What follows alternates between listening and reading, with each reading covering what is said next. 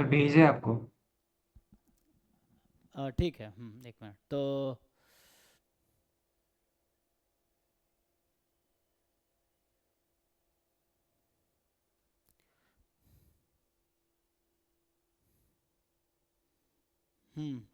बताइए इसमें क्या डाउट है। क्वेश्चन ये कह रहा है कि consider four coins labeled 1 2 3 4, suppose that probability of obtaining a head in the single coin of ith coin। देखो, so H I is equal to I by four है, for all I is equal to 1 2 3 4। ये समझ आ रहा है कि पहले point पे head आने की प्रोबेबिलिटी 1/4, दूसरे कॉइन पे हेड आने की प्रोबेबिलिटी 2/4, तीसरे कॉइन पे हेड आने की प्रोबेबिलिटी 3/4 एंड चौथे कॉइन पे हेड आने की प्रोबेबिलिटी 4/4। ओके है ये। आगे, अ coin is chosen uniformly eight random and flipped. एक कॉइन एट रैंडम उठाया और उसको टॉस किया। Given that the flip resulted in a head. तो मान लो इवेंट ए ले लेता हूं कि जो टॉस्ड कॉइन है, टॉस्ड कॉइन सोज हेड। अब चार कॉइन है अभी के लिए, मान लो कॉइन है C1 C2 C3 C4। समझने के लिए, coin 1 coin 2 coin 3 coin 4। So you have 4 coins. Randomly कोई भी चूज कर सकते हैं, एनी वन। तो पूछ क्या रहा है कि the conditional probability that the coin was labelled either 1 और 2। सो पहले तो ऐसे देख लेते हैं कि क्वेश्चन में है क्या प्रोबेबिलिटी है कॉइन 1 सेलेक्ट होगा, क्या प्रोबेबिलिटी है कॉइन 2 सेलेक्ट होगा, क्या प्रोबेबिलिटी है कॉइन 3 सेलेक्ट होने की, और क्या प्रोबेबिलिटी है कॉइन 4 सेलेक्ट होने की। तो ये सब 1/4 है। चार कॉइन है, एट रैंडम एक कॉइन उठाना है। तो फर्स्ट कॉइन सेलेक्ट होने की प्रोबेबिलिटी है ना, तो ये तुम ऊपर लिख सकते हो, ये क्वेश्चन में लिखा हुआ है कि you select a coin at random and toss it. So ये आपको क्वेश्चन में गिवन है कि कोई भी एक कॉइन आप इनमें से उठा लो एंड देन, ठीक है। सो अब पूछ क्या रहा है आपसे कि tossed coin shows head. So what is probability of getting C1 और C2 गिवन हेड। ये बस समझाने के लिए ना, यहाँ एच आई लिखने के बस इतना ही समझा रहा हूँ कि किस कॉइन पे क्या आएगा। Head on first coin, head on second coin, है ना। तो बस लिखने के लिए था।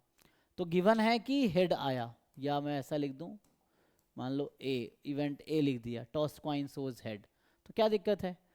सो ये हो गया C1 गिवन ए प्लस C2 गिवन ए। आपको ये निकालना है कि क्या सर इसको प्रोबेबिलिटी। ऐसा नहीं खोल सकते क्या कि यहाँ पे C1 union C2 intersection A divided by P of A, ऐसा हाँ करके। कर दो, कोई बात नहीं, कर लो। वैसे वैसे कर रहा था सर मैं। तो C1 यूनियन C2 इंटरसेक्शन ए जब हम करेंगे ना, तो वो उसमें दिक्कत आ रहा था कि C1 इंटरसेक्शन ई यूनियन मतलब A, C1 intersection A union C2 intersection A. Hmm तो अभी C1 इंटरसेक्शन ए जब हम करेंगे मतलब कॉइन फर्स्ट कॉइन चूज किया है, और उसको चूज करने की प्रोबेबिलिटी कितना आएगा फिर 1/4 ना सर। तो इससे अच्छा है कि तुम बेस थ्योरम लगा लो ना। जो आप कर रहे हो बेस थ्योरम का प्रूफ वैसे ही होता है जैसे आप कर रहे हो। अगर आपको याद हो, बेस थ्योरम में probability of E I given A निकालते हैं, तो E I intersection A upon probability of A. Denominator में जो प्रोबेबिलिटी ऑफ ए है वो टोटल प्रोबेबिलिटी है ए की, तो समेशन में आ जाता है। और न्यूमरेटर में लगा लेते हैं मल्टीप्लीकेशन रूल ऑफ प्रोबेबिलिटी। तो जो आप कर रहे हो प्रूफ है, इसमें लगा लो सिंपल थ्योरम टोटल प्रोबेबिलिटी। तो इसको ऐसा लिख सकते, probability of C1 into probability of A given C1 and upon probability of A. तो दोनों में तो वही आएगा। प्रोबेबिलिटी ऑफ ए मतलब क्या, probability of C I into A given C I, I from 1 to 4। और सेम यहाँ भी आएगा। तो मैं इससे अच्छा या तो ऐसे लिखना चाहो तो कोई दिक्कत नहीं है, प्रोबेबिलिटी ऑफ C2 इंटू, ये बेस थ्योरम का क्वेश्चन है भाई, मैं ये कहना चाह रहा हूँ।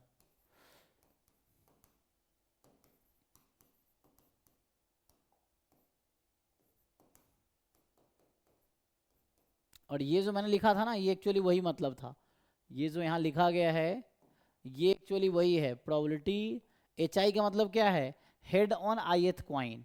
तो ये एक्चुअली वही चीज़ है कि probability of getting head when ith coin is selected, ये मतलब है। या और समझाऊं तो ये है probability of getting event A, अगर इसको इवेंट ए बोलते हो हेड आना, तो probability of A given C I, जहाँ आई है 1 2 3 4, ये आपके क्वेश्चन में गिवन है इन्फॉर्मेशन।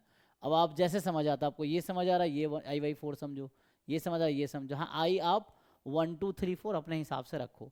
अब यहाँ पुट करो, क्या कर पाओगे सॉल्व, बताओ, पुट करो जरा हाँ इसमें। सर, हो जाएगा इसमें। तो करके देखो आंसर क्या आएगा। तो इसको अगर पुट करोगे आप, तो ईच आई 1/4 था, तो 1/4, फर्स्ट क्वाइन अगर सेलेक्ट हुआ तो हेड आने की क्या प्रोबेबिलिटी है, तो 1/4 है। यही चीज मैं ये भी लिख देता हूँ, ये वाला भी एलसीएम लेंगे तो डिनोमिनेटर सेम ही है, तो 1/4। अगर सेकेंड क्वाइन सेलेक्ट हुआ तो हेड आने की क्या प्रोबेबिलिटी है, सो 2/4।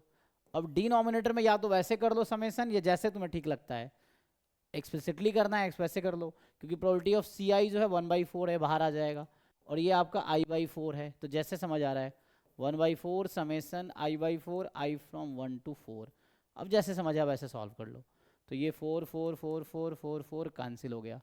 तो फाइनली जो बचा है न्यूमरेटर में 3, और डिनोमिनेटर में खोलोगे समेसन तो 1 + 2 + 3 + 4 ये बचेगा, चेक करो। तो फाइनली आ जाएगा, तो 3/10 आता है आंसर। हाँ 3 थ्री बाई बाई टेन आ टेन गया, 0.3 आ गया, देखो।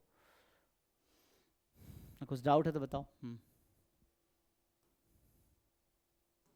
ठीक। ऐसे समझ गए।